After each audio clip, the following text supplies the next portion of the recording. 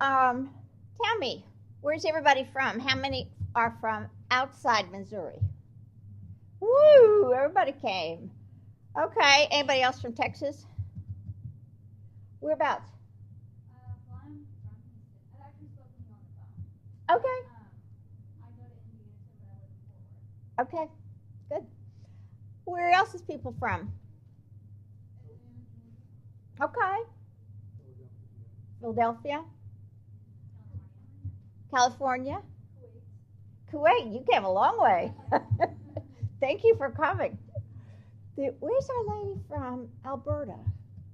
She's not here. Maybe she'll come in a little bit later. She was the star of our workshop last year. And do you know the person sitting next to you? Then say hello to somebody you don't know. Just say hi. There's somebody right behind you there. Uh-huh. Yeah, I know, touchy-feely stuff, right? Social workers do that, don't they? But, you know, we get so serious about going kind of workshop to workshop to workshop that now and then it's kind of nice to figure out who I'm sitting next to and what's going on. Just so you have a perspective, I've been a social worker for over 40 years, so I've been doing some of this for a long, long time. When I went to MD Anderson, I was doing some other kinds of work with patients with other kinds of cancer until 2008 when I started doing work in the endocrine clinic, which is where all of our thyroid cancer patients are seen. And then in 2008, I started with our survivorship clinic. And I'll talk a little bit about that as we go along. But I'd like us today to use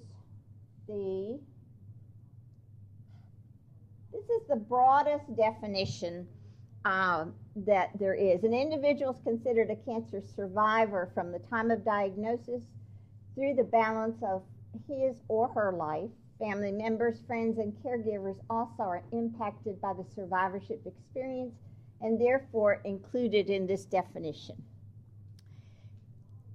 And I want to reinforce that because sometimes folks think that survivorship is only about those that have made it to cure, whatever that word is, and that they're not having surgeries or they're not having radioactive iodine or what have you.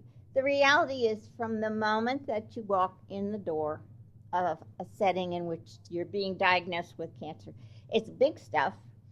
And it doesn't matter what kind of cancer, it doesn't matter what stage it is, it doesn't matter how long somebody's had it, you're on the journey. Sometimes we talk about survivorship in terms of just surviving the treatment. You ever have that feeling? Just surviving the treatment. And as we all know, there's no magic cure. We're still young at understanding this cancer. But people get to a point of survivorship in which they're being maintained on medication, but they're still part of some kind of a medical system. How many of you have been diagnosed within the last year? Okay. What about in the last 3 years? Okay, we got a few kind of long-timers here, I see. Tell me, I'm going to start asking you to participate, but I just wanted you to know they're taping this. So if you're uncomfortable about speaking because they're taping, then it's okay. Just don't give us your name. Don't identify. They'll just have a voice on there. However, if you're comfortable, just give us your first name so we know what to call you later. At MD Anderson, we kind of do some things big. So every June, we have an event called Survivorship Week, and it's for all our cancer patients and their families and friends. And we just do hooting and hollering and lots of fun. And it's just a reminder to everybody that we're all on this journey. This is an interesting piece I just wanted to share with you because there was a doctor, Dr. Fitzhugh, in the 1980s, and am I too close to this? And he came up with this he came up with this, and the interesting piece about it is that he was a physician, but he also was diagnosed with cancer. So he looked at this whole journey from a different perspective. And what he wrote for us is that cancer survivorship, and believe it or not, he was talking about cancer survivorship in the 1980s when nobody except a few patients were starting to talk about it. And survivorship is you live cancer-free for many, many years. People get treated, they go on, and you're fine. Everything's the same. You live long cancer-free. We die rapidly when there's an onset of reoccurrence at a later point. We live cancer-free from our first cancer, and then lo and behold, we end up with another one.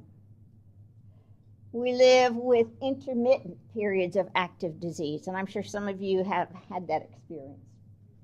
We live with persistent disease, just won't shake. And then last, we live after the expected time of our death. And then for all of us, we live until we die. And sometimes people don't like to talk about dying at conferences like this because we want to think about the positive, healthy things in life. But the reality is we're all going to get there, whether we have cancer or not. When we have a cancer diagnosis, we're just more inclined to be worried about that and about how soon it might come. And I don't do this often, but for whatever reason, I was diagnosed with breast cancer about 6 years ago now. Early stage, and I'm fine, but it was an experience that gave me a sense of what a person who's been diagnosed with cancer feels like. And I went through the being scared, the not knowing what to do, the who do I talk to, who don't I talk to, what's the doctor going to say, how bad is it going to get. I'm sure those are all words that have been very familiar to you. And what I learned from that was how truly scary all of this is. Survivorship for all of us is living with uncertainty because we don't know what the future is going to be. And it's different because there's been a cancer diagnosis. So it's time to change the question. It's no longer how long do I have to live, but it's rather what am I going to do to live longer, be well, and enjoy the fullness of my life.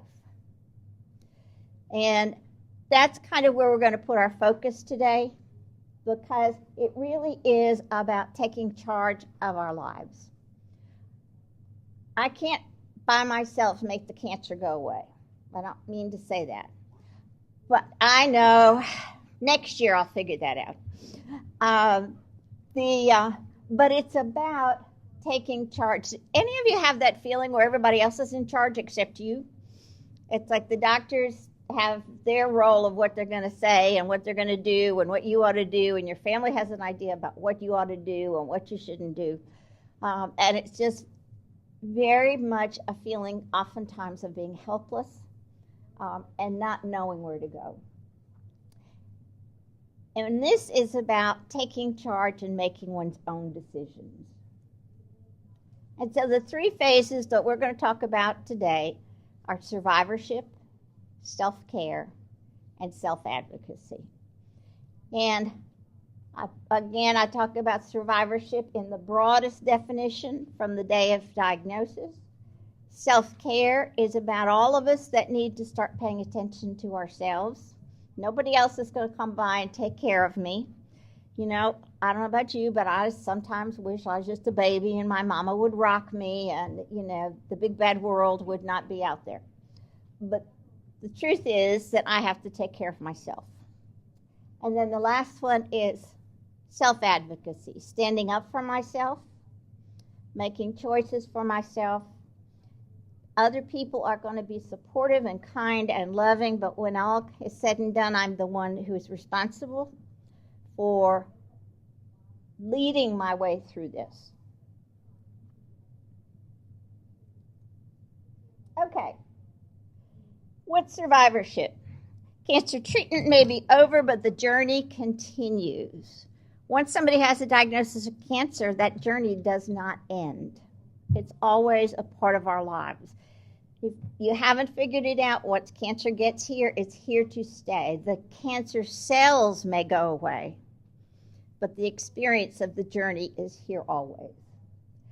Cancer treatment may be over, but there are side effects that continue. And this is one of my battle cries with doctors, because oftentimes doctors get so excited that the patient is doing well that they forget that the patient is continuing to have problems. For example, people with other kinds of cancers and such too that take chemotherapy oftentimes end up with neuropathy in their legs. What happens? They end up not being able to drive because they can't guarantee what their foot's going to do. When you can't drive in this world, you lose some independence. You tend to start getting isolated. 9 times out of 10, the doctor will not talk to you about that because the doctor's looking at the lab reports that say, you're doing great. Some of our folks with cancer of the colon, they're doing real well. They are considered to be cancer-free, but they have diarrhea all the time. For you all, you got medicine all the time. And that medicine won't even stay the same way. You keep having to get it changed. So there's always something that goes on.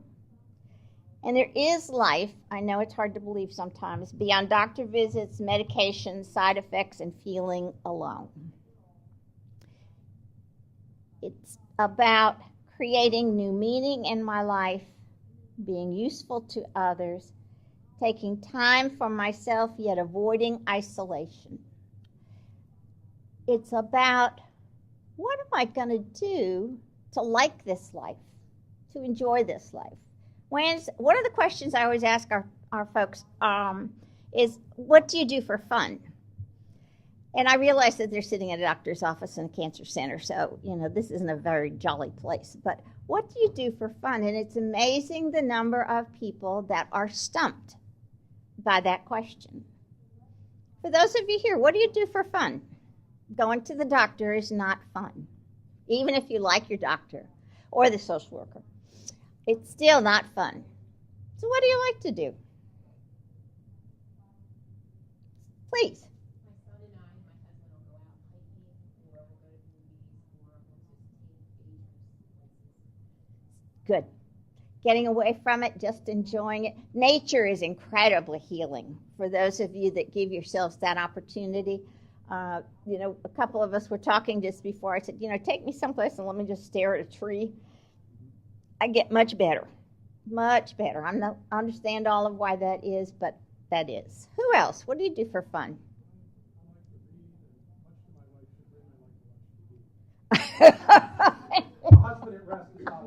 Okay, that's not allowed. Some of those situation comedies, many of which I consider to be pretty stupid, but when I need a break, I want to curl up and watch some of those silly things, some of the old reruns of shows, because it's a release. It's just plain fun. What else? Yeah, this lady right here.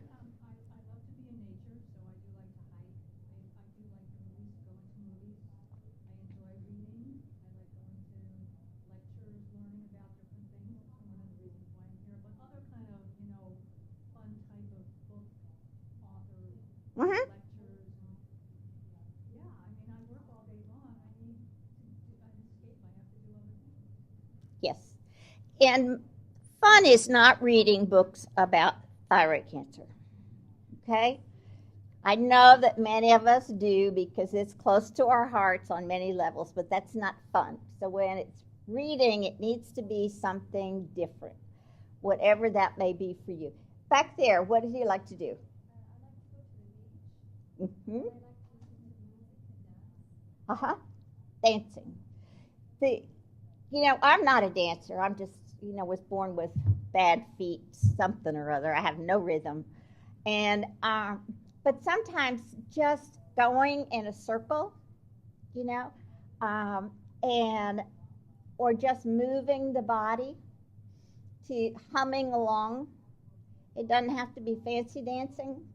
It can just be simple kinds of things like just moving the body, like I have all these parts and they're all connected. Who else? For a walk in my development, I live in a development that's literally a circle. Uh-huh. So my neighbors and I, we walk and talk. And so we're out in nature. I'm with my friend and we discuss life. Mm-hmm. It works. Yeah. You're with other people. That's a big one. There's somebody in the back there? Yes. My husband and I are competitive trap shooters, and we shoot flying orange targets out of the sky, and it's a great stress. I was just going to say, woo!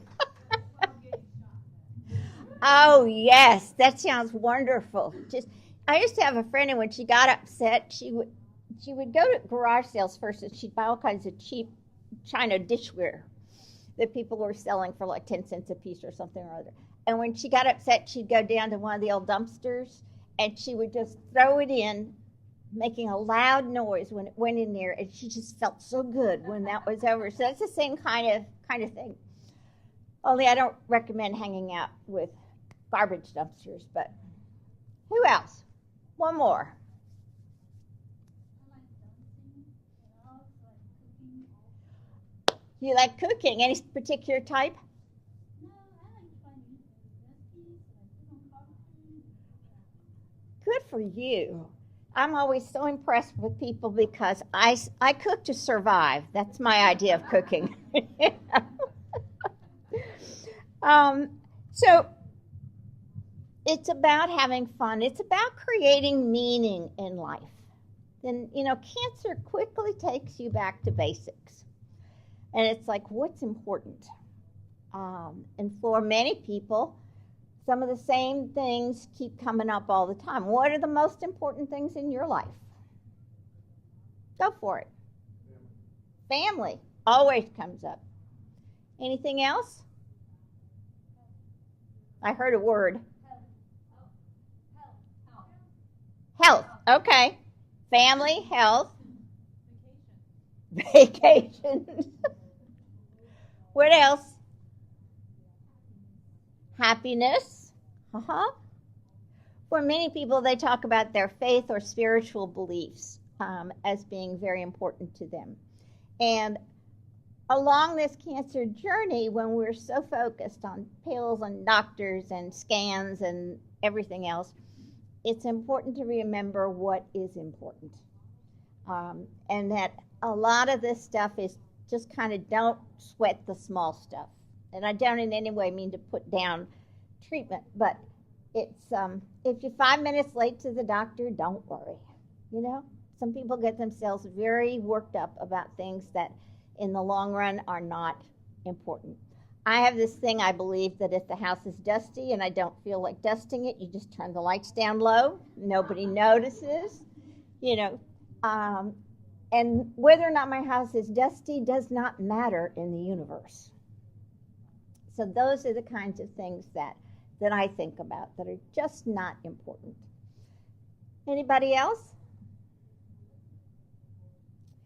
So what kind of new meaning have you thought about in this journey?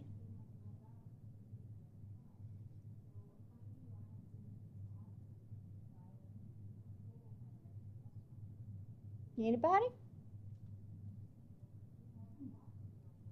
Well, I turned a negative into a positive, and so being that I had thyroid cancer, I wanted to make it a point to become a facilitator and turn and use my knowledge to impact others and teach what I know, and through my journey just impact others through what I've learned. Absolutely. Sharing with others in whatever way we do that. And it can be through being a ThyCa volunteer. It can be through something at a church. It can be something in the community. It can be the lady down the street that's having a hard time in a divorce. It's about getting out of ourselves. Cancer puts us focused on ourselves and pulled in. What we need to do is to help ourselves move out and stay connected to that world that's out there. Because when we get diagnosed, I hate to tell you, but the whole world doesn't stop when we get diagnosed, even though at that moment we feel we're the center of the universe. But the world doesn't stop, and I need to continue to be a part of that. Taking time for ourselves, not trying to worry about pleasing everybody else and what they think we should do, and enjoying silence. When's the last time any of you enjoyed silence? Do you remember when you've heard some silence? When? Last night in your room? Mm-hmm. You write a lot? Okay. You meditate. That's a wonderful way of helping us to calm and get centered. There are a lot of different things along that line: meditation, yoga, a variety of different things, many of which come from our more Eastern cultures. Anybody else hear silence? It's really powerful. You know, it's like seeing darkness. Have you ever been in total darkness? Where were you?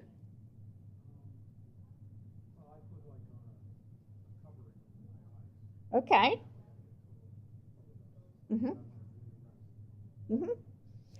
Because total darkness is hard to find.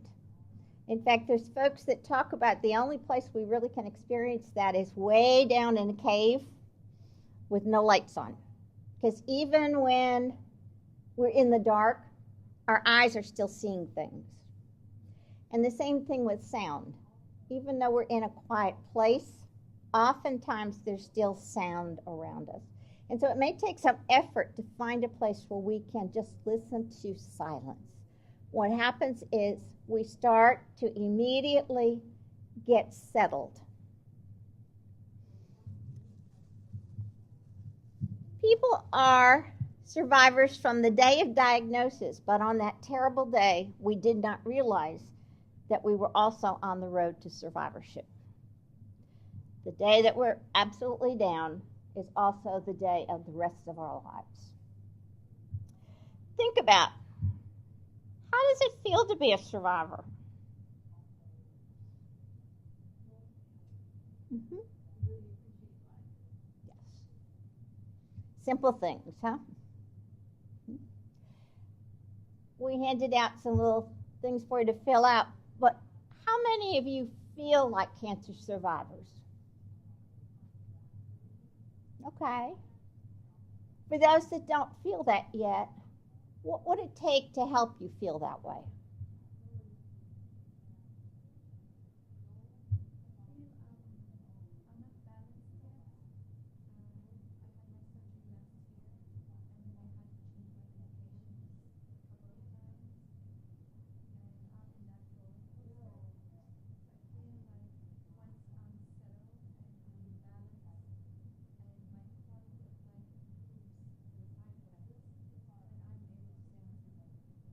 Mm-hmm. Able to dance. Good. Good. What about you? You've been nodding your head like you know something about this. Okay, how's that?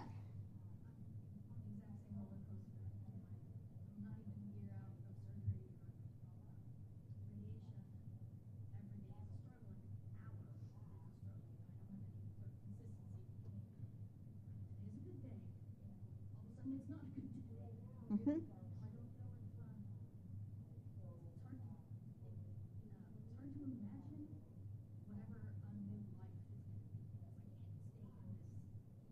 Mm-hmm. Mm-hmm. How many of you have been in that place? The joys of the medication cycle, huh? Let alone the emotional cycle. And some of that medication stuff, I mean, people literally feel like they're losing their mind. And, you know, I am here to bear witness to the fact that it does feel like that. It's not really what's happening, but it feels like that. It also feels like being out of control, because there's no way that I can just stand there and say, stop it. It won't listen. You know, sometimes cancer just will not listen to us. What else would make one feel more like a survivor?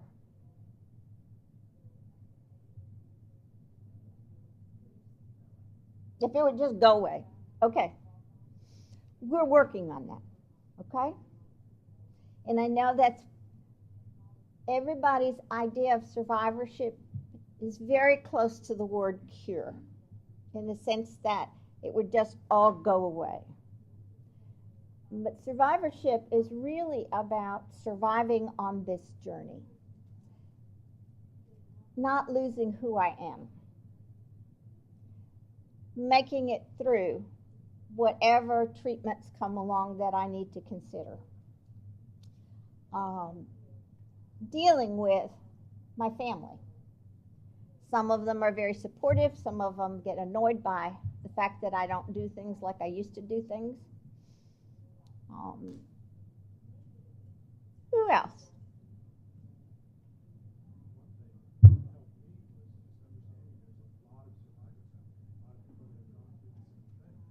Mm-hmm.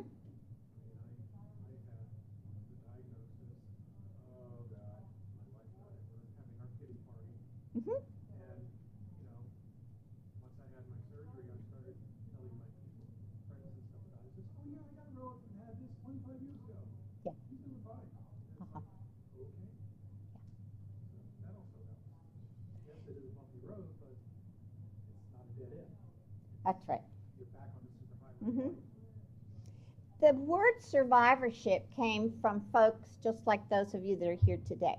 And it was in the 1980s, and they were having some of the earlier successes with other kinds of cancers that were being cured, slowed down, whatever you want to call them. And some of the patients that were doing well started talking to their doctors about, we don't want to be called patients anymore, because we're not patients. We're beyond that. We've done all basic cancer treatments, and at the moment we're stable. And they said, we want to be called survivors. And out of that came what is now the survivorship movement across the country and across the world. And it is a movement of people who have been patients and their families and friends who are moving through the cancer journey and thriving. Not only are they alive, but they're thriving. And, doctors were very slow to jump on the bandwagon with that, because they were afraid that people were going to think that meant cure, that nothing bad could ever happen in the future. And the reality is, for all of us, we don't know what the future is going to be. I don't know if I'm going to make it back to Houston, not to be dramatic, but we don't know those things. And so survivorship is really being on the road. What's that song, On the Road again? I can't remember who sings that, but it's probably one of those vintage songs that only some of us remember. Now, self-care. Absolutely. I consider myself a survivor thriver. Okay. And I also used to think that a survivor was somebody that had to be cancer-free. Mm-hmm. And I'm also learning how to live in the moment, which is taking a lot.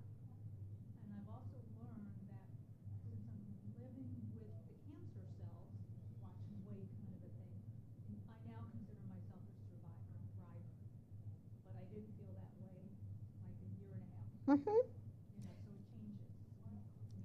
But it's living in the moment, I think, is what's really changed me Mm-hmm. to move into that direction. I know I asked some of you this question, but when we ask folks, do you feel like a survivor, and what would make you feel like a survivor in our clinic, what do you think the answers are? When we said, I reword that, when we said, what was it that made you feel like you were a survivor? And some people actually say, and this is such great publicity, they actually say, the minute I walked into MD Anderson Cancer Center.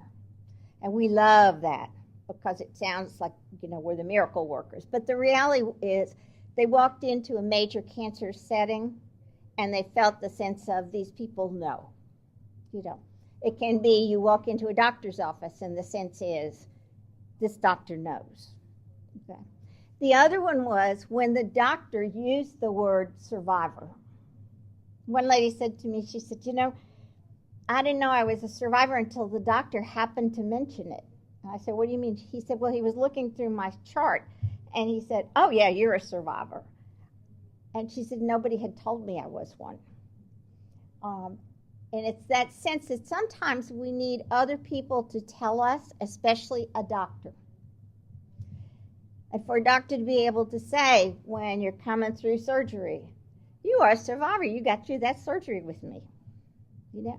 You're a survivor. You went through radioactive iodine, and even the staff doesn't want to touch that stuff. But you had to take it in. That's a survivor. External beam radiation, for those of you that have had to do that. That's yucky stuff. Very yucky. And the lifetime of medication is not fun. Thyroid cancer survivors have a really terrible problem, and that is that oftentimes they underestimate their cancer because it doesn't look like what they see in the movies. Somebody who's got no hair, somebody who's got IVs hanging out their arms, they're in a wheelchair, and they're in some kind of a hospital gown. Thyroid cancer folks have gone through having their throat cut open, having that radioactive stuff put inside their body, a lifetime of medication, and then there's a whole lot of other little things we throw in there for good measure. This is not kid stuff cancer, okay? This is full-blown, grown-up cancer. And I'm sure you've heard this is the best kind of cancer that you can have. It's okay to hit somebody that says that to you, even if it is a doctor. Because who wants cancer anyway? Now, in our heads, we know there are some indicators that a better prognosis for some cancers than for others. But the reality is there's no good cancer. And you are not expected to joyfully skip along the street and say, I have thyroid cancer.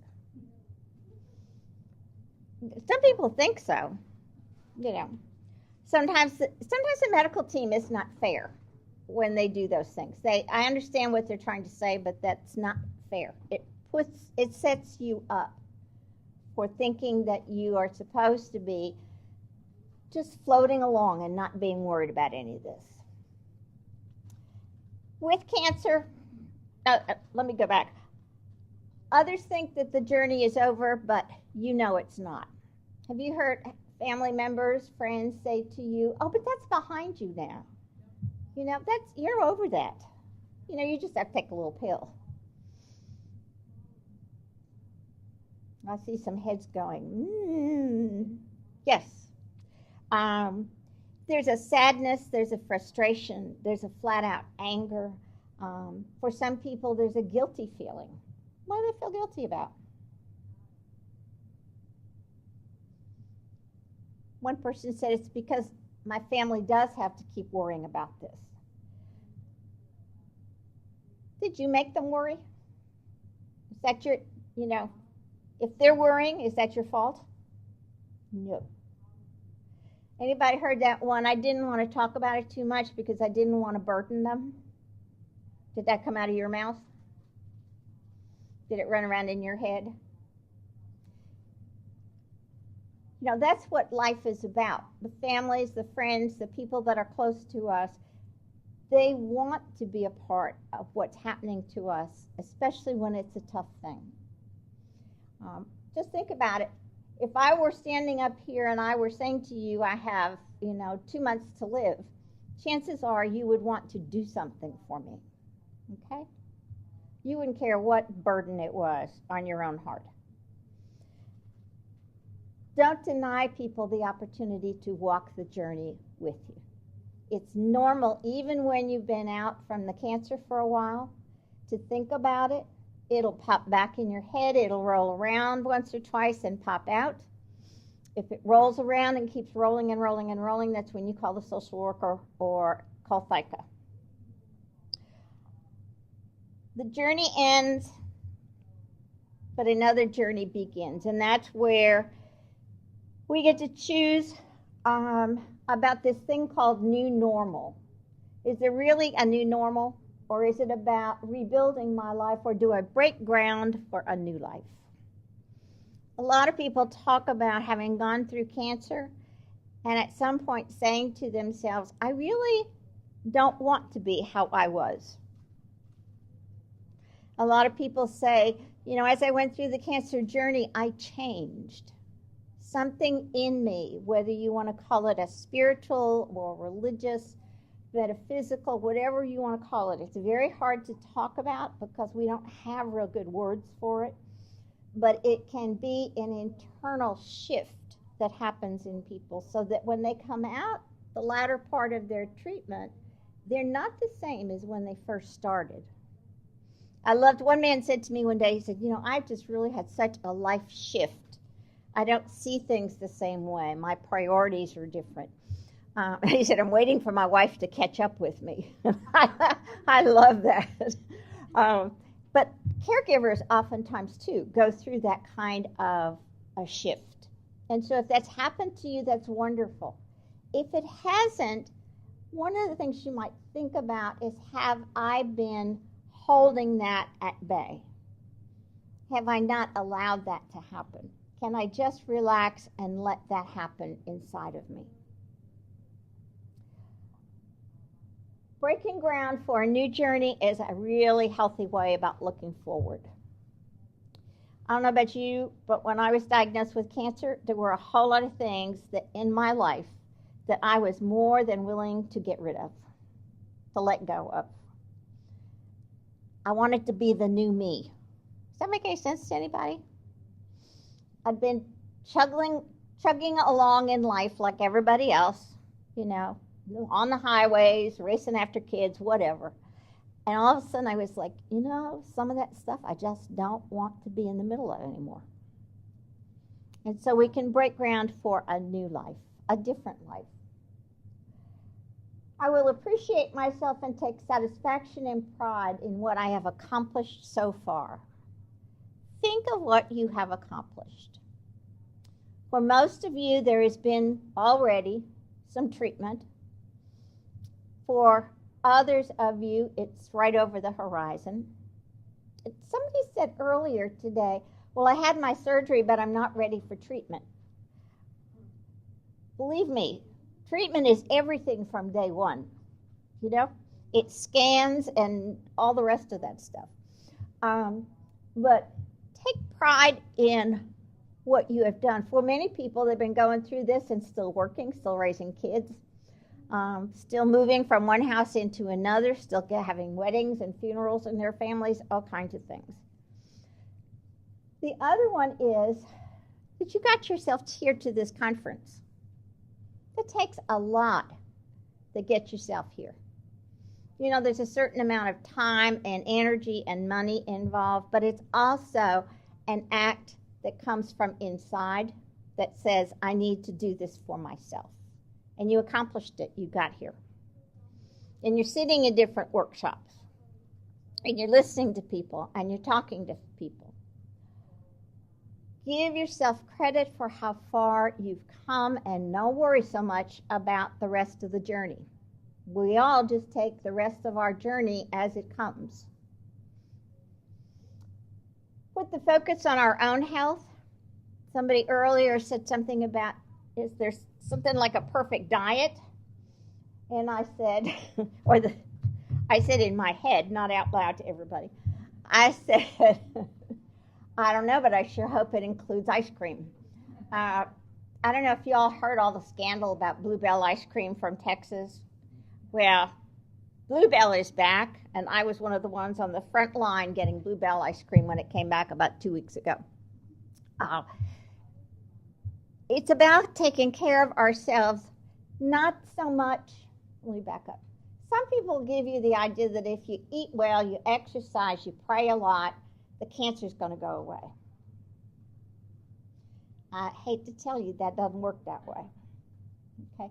And don't let people tell you that, because that's just a number they're laying on your head. Healthy eating, a healthy amount of exercise, and I'm not talking marathons, I'm not talking about, super vegan diet or anything, but healthy, normal eating, some regular kind of exercise maximizes the strength of our body. So that as we're going through this cancer journey, our body's at the best that it can be. We all know that if I sit and eat ice cream or I forget vegetables for a week, and I have on occasion done that, that my body doesn't feel as good as it needs to. And so all of that is about getting my body to be the best it can be. The other piece is, and I will say this out loud, smoking cessation. Smoking is generally a bad thing for anybody in the cancer world, and I can say that because I smoked for over 30 years and had to quit. So I've been there. I know what that's like. If you are willing to consider it, get some help, there are a lot of smoking cessation programs around. Alcohol in moderation. Talk with cancer survivors, ThyCa, support groups. There's lots of online resources. And reach out to your own spiritual community, whatever that might be. Talk to your rabbi, your minister, whatever. Self-advocacy. Cancer was not my choice. Cancer was not my fault. But how I choose to go forward is up to me. We didn't cause the cancer. If science knew exactly what caused cancer, we could shut my institution down and I would be out of a job. That would be a nice thing. Nobody can say exactly where cancers come from. We know that some of it's environmental. We know that some of it is genetic. We know that some of it is viral. The reality is, I did not wake up one day and choose to have cancer. I did not wake up one day and say, I'm going to give myself cancer. So when people start to lay that on you, don't accept it. Well, you should have eaten better. You should have exercised. You should have. And a lot of people do that. And they do it because they're trying to motivate you to get healthy. Okay? That isn't going to do it. But it is our choice about what we're going to do as we move forward. And that's a wonderful privilege, and it's a pretty scary thought. I get to choose how things are going to go forward. You get to choose your treatment. And I say that knowing full well that there are prescribed treatments for different kinds of cancers. But doctors are not perfect, and you are absolutely entitled to ask those doctors anything you want to ask them. My doctor laughs at me. He retired recently after I went to him for 30 years, so I'm not giving him credit for anything, but I got so used to taking my lists when I went to the doctors about all the things that I was worried about or he ought to know about or whatever. They got to the point where when I walked in the door, he said, "Where's the list?" You're entitled to do that with your endocrinologist, your oncologist, whomever you see. Because how else am I going to remember my questions? It's always good to take a second pair of ears when we go to the doctor so that people hear the same information, and let's see if they digest it in the same way. I spent so much of my time thinking about what if I die. I forgot to think about what if I live. And lots of people with cancer have talked about that because when they found out they had cancer, they had themselves in the grave, ready to give away all the things that they owned. I did the same thing, and stopped looking at life in terms of, what do I want? Where's my future? How am I going to live? Don't tell me that stuff about this is the best cancer to have. We hit that, but I keep going back to it all the time. I may not be Superman or Superwoman, but I am extraordinary, capable, growing, and always fully me. We are more than a cancer patient. And if your doctor talks to you about, and this is just my own thing, about you are an anaplastic, or you are a medi, and I know that's a cute expression, you are a person with cancer. You're a whole lot of things before you were someone with cancer. Pay attention to the terms that people use, especially people outside the family, if you will. Sometimes in the family of ThyCa, folks use terms that, it's all part of the family sort of thing. But when people out there are calling you something like that, stop them. I am a person with cancer. Don't let them get away with it. Because you are also what else? You're a survivor. What other things are we in life? I happen to be someone who takes yoga lessons. I will always be a beginner, but I take yoga lessons. What else? A parent, a spouse, son or daughter, teacher, golfer. It goes on and on and on, all the many things that we are. And then if you get to the level of feelings, I'm joyful. I am challenging. I can be nasty if I have to be. I can be tough if I have to be, but I can be mushy too. There's lots of things that we are besides a cancer person. So remember that when all of this stuff in front of you is cancer, cancer, cancer.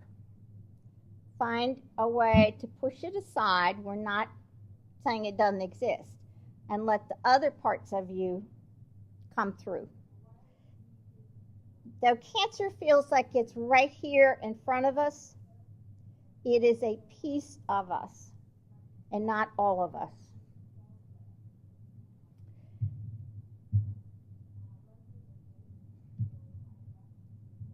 You are not invisible. Anybody feel like they're invisible? Sometimes folks with cancer do. And it feels like the whole world is going by. And I'm here, and nobody's paying any attention to what I'm dealing with. Again, because all those people go about their lives, and I'm here. Let them know you're not invisible. Step up. Show them who you are. Do what you normally do. If you're one of the class clown people, keep being a class clown. If that's kind of how you like to do things, you tell jokes, and then keep doing it. If you're the one that organizes things, be the organizer. You don't become invisible just because we get cancer.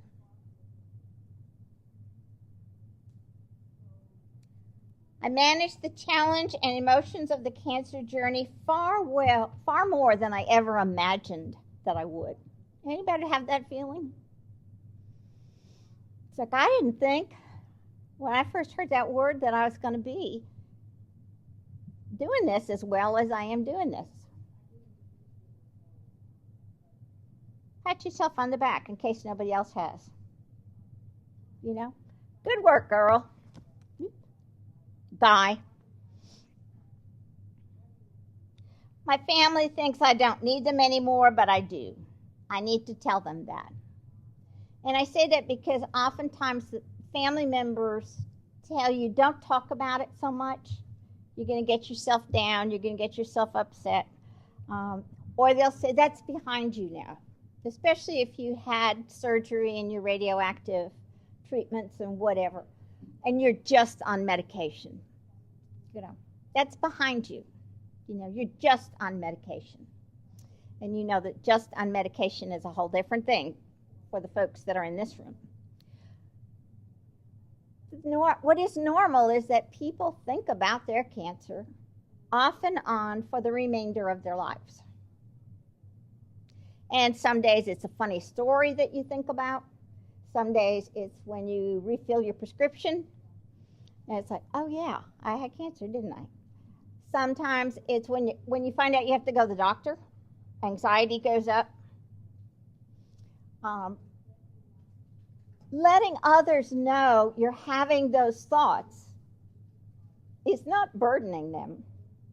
It's talking about what's happening in your life in the same way you would talk about, you won't believe what happened at work today. Or you know who I was thinking? I was thinking about Aunt Tilly yesterday. I have no idea why I was thinking about Aunt Tilly. I was thinking about when I first got diagnosed with cancer, and I don't know what made me think of that, but I've been thinking about that. Do you remember that day? Normal. Absolutely normal. The part that's not normal is when we hide that from our family and friends because we put it inside and then it begins to fester. It begins to grow and it gets bigger and bigger and it is a wound of its own. We also are cutting them out of our life. We're keeping a secret. And secrets are not good things to have unless it's holiday time. Help others with thyroid, cancer, and of course join ThyCa. The cancer survivorship journey is about today. I'm not ever going to get another today. What shall I do with this whole day to make it mine? And that's a philosophy of living that has been renowned for centuries and centuries and centuries about living in the present. What do I do today? Humor is always the best medicine. Be silly. Tell a joke. Look for something beautiful in the day. If you haven't already done that today, then go look for it. Go look outside. Go look at me. Tell someone that you care about them. Somebody that you came here with today or somebody that you just met. Do one new thing every day. Doesn't matter what it is. You don't have to tell people if you don't want to. But do one new thing every day. Actually, I have a t-shirt that says, when was the last time you did something new for the first time? I love that. Something new for the first time. And introduce yourself to 3 people in the house. Ask how they're doing that day. I do that going to work. And part of it is because some days when I'm going to work, I'm like, ugh. You know, it's just the work thing. I love what I do, but sometimes it's just the work thing. And so I make a point of trying to say hello to 3 people between the time I leave my car till I get to my space. And say hello to 3 people, and you know what happens? I'm in a much better frame of mind when I hit my desk. It's something we all need to do. You know, instead of what I used to do, which was stomp along down the hall, huffing and puffing and when I say to people and they say hello back, I feel really good. I have something I wanted to pass out to you to take home with you. I don't know where we are in time. Just about 10. If you would you pass those out down that way? Would you pass those out down that way? And if there's extras, just leave them on those back chairs. These are just some things that you might want to use as a way of looking at your life with some new options. Like, find your passion. What is it you love? One lady said it was motorcycles. She never rode a motorcycle until she got cancer, and now you can't get her off a motorcycle. For some people, it's fishing. For some people, it's, going to the latest Woody Allen movies or, whatever it happens to be. Something that excites you.